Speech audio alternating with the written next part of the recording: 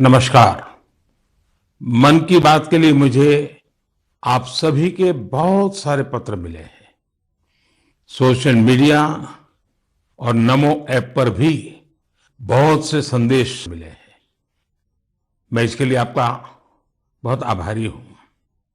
इस कार्यक्रम में हम सभी की कोशिश रहती है कि एक दूसरे के प्रेरणादायी प्रयासों की चर्चा करें, जन आंदोलन से परिवर्तन की गाथा पूरे देश को बताएं। इसी कड़ी में मैं आज आपसे देश के एक ऐसे जन आंदोलन की चर्चा करना चाहता हूं जिसका देश के हर नागरिक के जीवन में बहुत महत्व है। लेकिन उससे पहले मैं आज की पीढ़ी के नौजवानों से, 24-25 साल के युवाओं से एक सवाल पूछना चाहता हूं। और सवाल बहुत गंभीर है और मेरे सवाल पर जरूर सोचिए। क्या आपको पता है कि आपके माता पिता जब आपकी उम्र के थे तो एक बार उनसे जीवन का भी अधिकार छीन लिया गया था? आप सोच रहे होंगे कि ऐसा कैसे हो सकता है, ये तो असंभव है। लेकिन मेरे नौजवान साथियों, हमारे देश में एक बार ऐसा हुआ था। ये बरसों पहले 1975 की बात है। जून का वही समय था जब इमरजेंसी लगाई गई थी, आपातकाल लागू किया गया था। उसमें देश के नागरिकों से सारे अधिकार छीन लिए गए थे। उसमें से एक अधिकार संविधान के आर्टिकल 21 के तहत सभी भारतीयों को मिला, right to life and personal liberty भी था। उस समय भारत के लोकतंत्र को कुचल देने का प्रयास किया गया था। देश की अदालतें, हर संवैधानिक संस्था, प्रेस, सब पर नियंत्रण लगा दिया गया था। सेंसरशिप की ये हालत थी कि बिना स्वीकृति कुछ भी छापा नहीं जा सकता था। मुझे याद है, तब मशहूर गायक किशोर कुमार जी ने सरकार की वाहवाही करने से इनकार किया तो उन पर बैन लगा दिया गया। रेडियो पर से उनकी एंट्री ही हटा दी गई। लेकिन बहुत कोशिशों, हजारों गिरफ्तारियों और लाखों लोगों पर अत्याचार के बाद भी भारत के लोगों का लोकतंत्र से विश्वास डिगा नहीं, रत्ती भर नहीं डिगा। भारत के हम लोगों में सदियों से जो लोकतंत्र के संस्कार चले आ रहे हैं, जो लोकतांत्रिक भावना हमारी रग रग में है, आखिरकार जीत उसी की हुई। भारत के लोगों ने लोकतांत्रिक तरीके से ही इमरजेंसी को हटाकर वापस लोकतंत्र की स्थापना की। तानाशाही की मानसिकता को, तानाशाही वृत्ति प्रवृत्ति को लोकतांत्रिक तरीके से पराजित करने का ऐसा उदाहरण पूरी दुनिया में मिलना मुश्किल है। इमरजेंसी के दौरान देशवासियों के संघर्ष का, गवाह रहने का, साझेदार रहने का सौभाग्य मुझे भी मिला था, लोकतंत्र के एक सैनिक के रूप में। आज जब देश अपनी आजादी के 75 वर्ष का पर्व मना रहा है, अमृत महोत्सव मना रहा है, तो आपातकाल के उस भयावह दौर को भी हमें कभी भी भूलना नहीं चाहिए। आने वाली पीढ़ियों को भी भूलना नहीं चाहिए। अमृत महोत्सव सैकड़ों वर्षों की गुलामी से मुक्ति की विजय गाथा ही नहीं, बल्कि आजादी के बाद के 75 वर्षों की यात्रा भी समेटे हुए हैं। इतिहास के हर अहम पड़ाव से सीखते हुए ही हम आगे बढ़ते हैं। मेरे प्यारे देशवासियों, हम में से शायद ही कोई ऐसा हो जिसने अपने जीवन में आकाश से जुड़ी कल्पनाएं न की हो। बचपन में हर किसी को आकाश के चांद तारे उनकी कहानियां आकर्षित करती हैं। युवाओं के लिए आकाश छूना सपनों को साकार करने का पर्याय होता है। आज हमारा भारत जब इतने सारे क्षेत्रों में सफलता का आकाश छू रहा है, तो आकाश या अंतरिक्ष इससे अछूता कैसे रह सकता है। बीते कुछ समय में हमारे देश में स्पेस सेक्टर से जुड़े कई बड़े काम हुए हैं। देश की इन्हीं उपलब्धियों में से एक है इन स्पेस नाम की एजेंसी का निर्माण। एक ऐसी एजेंसी जो स्पेस सेक्टर में भारत के प्राइवेट सेक्टर के लिए नए अवसरों को प्रमोट कर रही है। इस शुरुआत ने हमारे देश के युवाओं को विशेष रूप से आकर्षित किया है। मुझे बहुत से नौजवानों के इससे जुड़े संदेश भी मिले हैं। कुछ दिन पहले जब मैं इन स्पेस के हेडक्वार्टर के लोकार्पण के लिए गया था, तो मैंने कई युवा स्टार्टअप्स के आइडियाज और उत्साह को देखा। मैंने उनसे काफी देर तक बातचीत भी की। आप भी जब इनके बारे में जानेंगे तो हैरान हुए बिना नहीं रह पाएंगे। जैसे कि स्पेस स्टार्टअप्स की संख्या और स्पीड को ही ले लीजिए। आज से कुछ साल पहले तक हमारे देश में स्पेस सेक्टर में स्टार्टअप के बारे में कोई सोचता तक नहीं था। आज इनकी संख्या 100 से भी ज्यादा है। ये सभी स्टार्टअप्स ऐसे ऐसे आइडिया पर काम कर रहे हैं जिनके बारे में पहले या तो सोचा ही नहीं जाता था या फिर प्राइवेट सेक्टर के लिए असंभव माना जाता था। उदाहरण के लिए चेन्नई और हैदराबाद के 2 स्टार्टअप्स हैं, अग्निकुल और स्काई रूट। ये स्टार्टअप ऐसे लॉन्च व्हीकल विकसित कर रही हैं जो अंतरिक्ष में छोटे पेलोड्स लेकर जाएंगे। इससे स्पेस लॉन्चिंग की कीमत बहुत कम होने का अनुमान है। ऐसे ही हैदराबाद का एक और स्टार्टअप ध्रुव स्पेस सैटेलाइट डिप्लॉयर और सैटेलाइट के लिए हाई टेक्नोलॉजी सोलर पैनल्स पर काम कर रहा है। मैं एक और स्पेस स्टार्टअप दिगंतरा के तनवीर अहमद से भी मिला था, जो स्पेस के कचरे को मैप करने का प्रयास कर रहे हैं। मैंने उन्हें एक चैलेंज भी दिया है कि वो ऐसी टेक्नोलॉजी पर काम करें जिससे स्पेस के कचरे का समाधान निकाला जा सके। दिगंतरा और ध्रुव स्पेस दोनों ही 30 जून को इसरो के लॉन्च व्हीकल से अपना पहला लॉन्च करने जा रहे हैं। इसी तरह बेंगलुरु के एक स्पेस स्टार्टअप एस्ट्रोम की फाउंडर नेहा भी एक कमाल के आइडिया पर काम कर रही है। ये स्टार्टअप ऐसे फ्लैट एंटीना बना रहा है जो न केवल छोटे होंगे बल्कि उनकी कॉस्ट भी काफी कम होगी। इस टेक्नोलॉजी की डिमांड पूरी दुनिया में हो सकती है। साथियों, इन स्पेस के कार्यक्रम में मैं मेहसाणा की स्कूल स्टूडेंट बेटी तन्वी पटेल से भी मिला था। वो एक बहुत ही छोटी सैटेलाइट पर काम कर रही है जो अगले कुछ महीनों में स्पेस में लॉन्च होने जा रही है। तन्वी ने मुझे गुजराती में बड़ी सरलता से अपने काम के बारे में बताया था।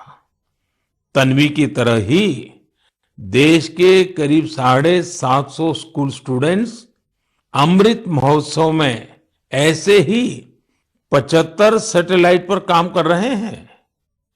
और भी खुशी की बात है कि इनमें से ज्यादातर स्टूडेंट्स देश के छोटे शहरों से हैं। साथियों, ये वही युवा हैं जिनके मन में आज से कुछ साल पहले स्पेस सेक्टर की छवि किसी सीक्रेट मिशन जैसी होती थी, लेकिन देश ने स्पेस रिफॉर्म्स किए और वही युवा अब अपनी सैटेलाइट लॉन्च कर रहे हैं। जब देश का युवा आकाश छूने को तैयार है, तो फिर हमारा देश कैसे पीछे रह सकता है। मेरे प्यारे देशवासियों, मन की बात में अब एक ऐसे विषय की बात जिसे सुनकर आपका मन प्रफुल्लित भी होगा और आपको प्रेरणा भी मिलेगी। बीते दिनों हमारे ओलंपिक गोल्ड मेडल विजेता नीरज चोपड़ा फिर से सुर्खियों में छाए रहे। ओलंपिक के बाद भी वो एक के बाद एक सफलता के नए नए कीर्तिमान स्थापित कर रहे हैं। फिनलैंड में नीरज ने पावो नुर्मी गेम्स में सिल्वर जीता।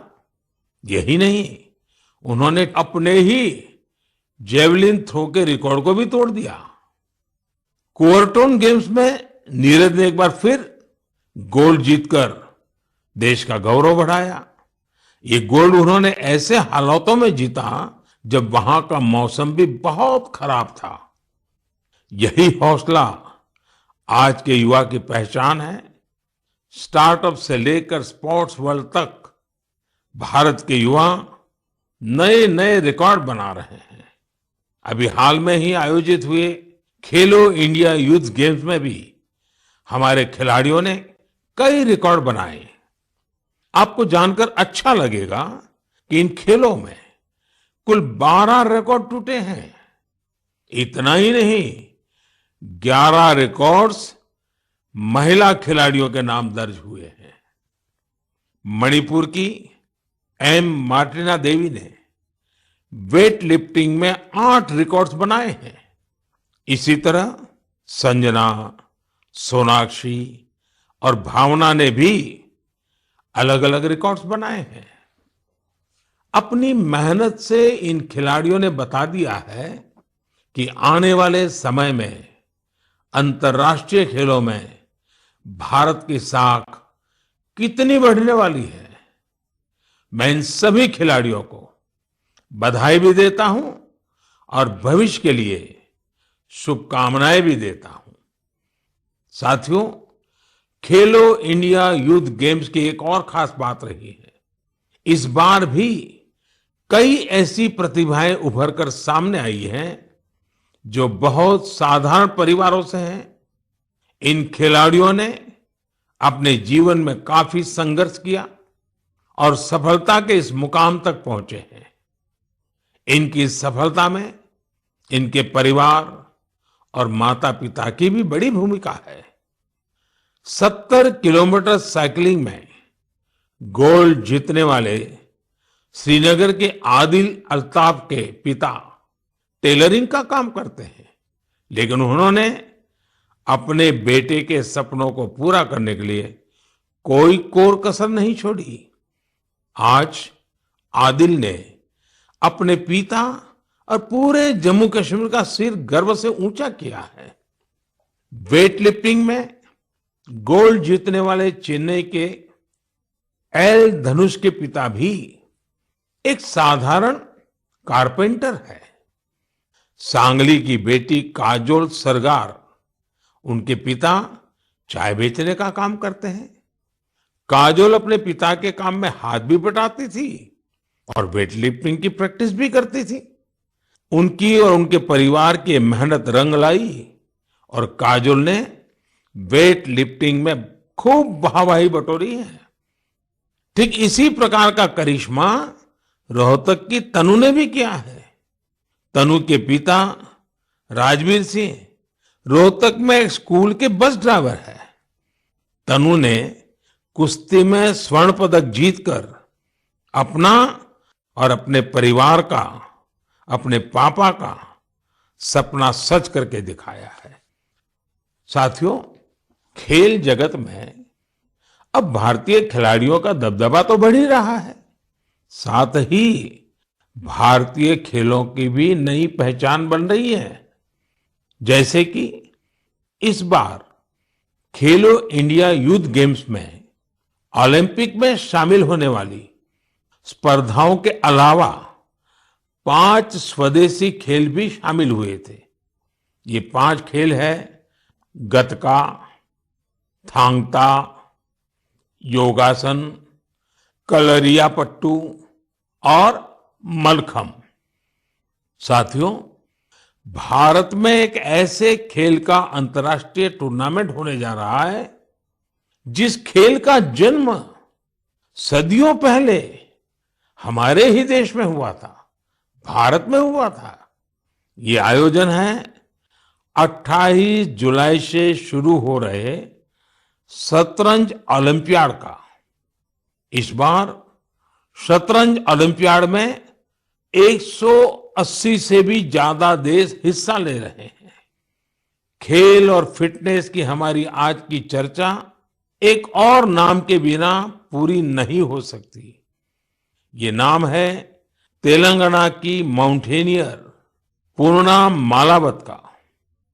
पूर्णा ने 7 समिट्स चैलेंज को पूरा कर कामयाबी का एक और परचम लहराया है। 7 समिट्स चैलेंज यानी दुनिया की 7 सबसे कठिन और ऊंची पहाड़ियों पर चढ़ने की चुनौती। पूर्णा ने अपने बुलंद हौसलों के साथ नॉर्थ अमेरिका की सबसे ऊंची चोटी माउंट देनाली की चढ़ाई पूरी कर देश को गौरवान्वित किया है। पूर्णा भारत की वही बेटी है जिन्होंने महज 13 साल की उम्र में माउंट एवरेस्ट पर जीत हासिल करने का अद्भुत कारनामा कर दिखाया था। साथियों, जब बात खेलों की हो रही है तो मैं आज भारत की सर्वाधिक प्रतिभाशाली क्रिकेटरों में उनमें से एक मिताली राज की भी चर्चा करना चाहूंगा। उन्होंने इसी महीने क्रिकेट से संन्यास की घोषणा की है, जिसने कई खेल प्रेमियों को भावुक कर दिया है। मिताली महज एक साधारण खिलाड़ी नहीं रही है, बल्कि अनेक खिलाड़ियों के लिए प्रेरणा स्रोत भी रही है। मैं मिताली को उनके भविष्य के लिए ढेर सारी शुभकामनाएं देता हूं। मेरे प्यारे देशवासियों, हम मन की बात में वेस्ट टू वेल्थ से जुड़े सफल प्रयासों की चर्चा करते रहे हैं। ऐसा ही एक उदाहरण है मिजोरम की राजधानी आइजवाल का। आइजवाल में एक खूबसूरत नदी है चीटे लुई, जो बरसों की उपेक्षा के चलते गंदगी और कचरे के ढेर में बदल गई। पिछले कुछ वर्षों में इस नदी को बचाने के लिए प्रयास शुरू हुए हैं। इसके लिए स्थानीय एजेंसियां, स्वयंसेवी संस्थाएं और स्थानीय लोग मिलकर सेव चीटे लुई एक्शन प्लान भी चला रहे हैं। नदी की सफाई के इस अभियान ने वेस्ट से वेल्थ क्रिएशन का अवसर भी बना दिया है। दरअसल इस नदी में और इसके किनारों पर बहुत बड़ी मात्रा में प्लास्टिक और पॉलीथीन का कचरा भरा हुआ था। नदी को बचाने के लिए काम कर रही संस्था ने इसी पॉलीथीन से सड़क बनाने का फैसला लिया। यानी जो कचरा नदी से निकला उससे मिजोरम के एक गांव में राज्य की पहली प्लास्टिक रोड बनाई गई। यानी स्वच्छता भी और विकास भी। साथियों, ऐसा ही एक प्रयास पुडुचेरी के युवाओं ने भी अपनी स्वयंसेवी संस्थाओं के जरिए शुरू किया है। पुडुचेरी समंदर के किनारे बसा है। वहां के बीचेज और समुद्री खूबसूरती देखने बड़ी संख्या में लोग आते हैं। लेकिन पुडुचेरी के समंदर तट पर भी प्लास्टिक से होने वाली गंदगी बढ़ रही थी। इसलिए अपने समंदर बीचेस और इकोलॉजी को बचाने के लिए यहां लोगों ने रिसाइकलिंग फॉर लाइफ अभियान शुरू किया है। आज पुडुचेरी के कराईकल में हजारों किलो कचरा हर दिन कलेक्ट किया जाता है और उसे सेग्रीगेट किया जाता है। इसमें जो ऑर्गेनिक कचरा होता है उससे खाद बनाई जाती है। बाकी दूसरी चीजों को अलग करके रिसाइकल कर लिया जाता है।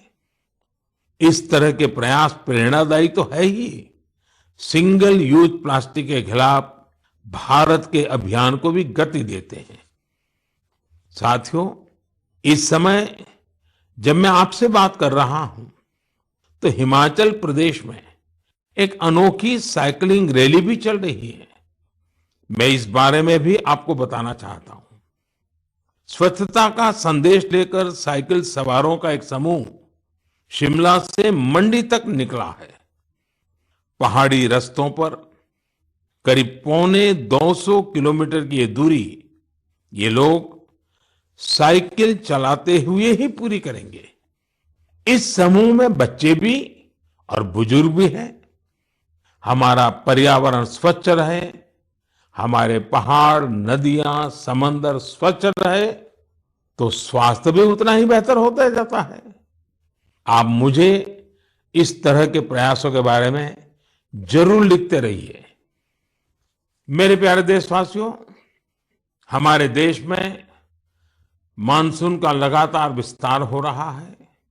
अनेक राज्यों में बारिश बढ़ रही है। ये समय जल और जल संरक्षण की दिशा में विशेष प्रयास करने का भी है। हमारे देश में तो सदियों से ये जिम्मेदारी समाज ही मिलकर उठाता रहा है। आपको याद होगा, मन की बात में हमने एक बार स्टेप वेल्स, इन बावड़ियों की विरासत पर चर्चा की थी।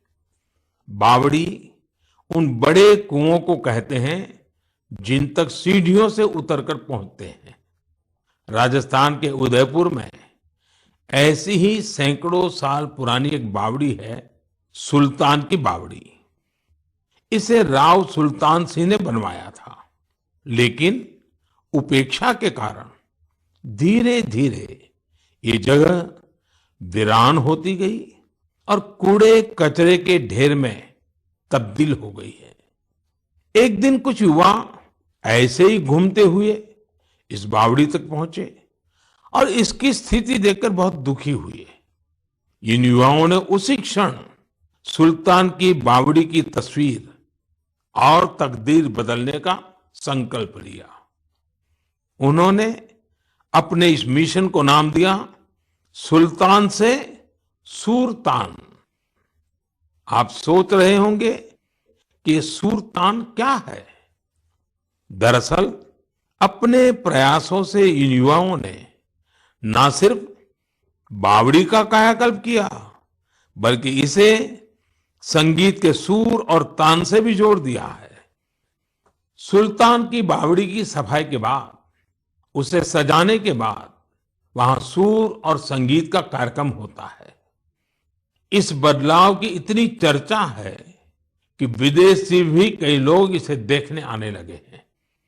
इस सफल प्रयास की सबसे खास बात यह है कि अभियान शुरू करने वाले युवा चार्टर्ड अकाउंटेंट्स हैं। संयोग से अब से कुछ दिन बाद 1 जुलाई को चार्टर्ड अकाउंटेंट डे है। मैं देश के सभी सीएस को अग्रिम बधाई देता हूं। हम अपने जल स्रोतों को संगीत और अन्य सामाजिक कार्यक्रमों से जोड़कर उनके प्रति इसी तरह जागरूकता का भाव पैदा कर सकते हैं। जल संरक्षण तो वास्तव में जीवन संरक्षण है।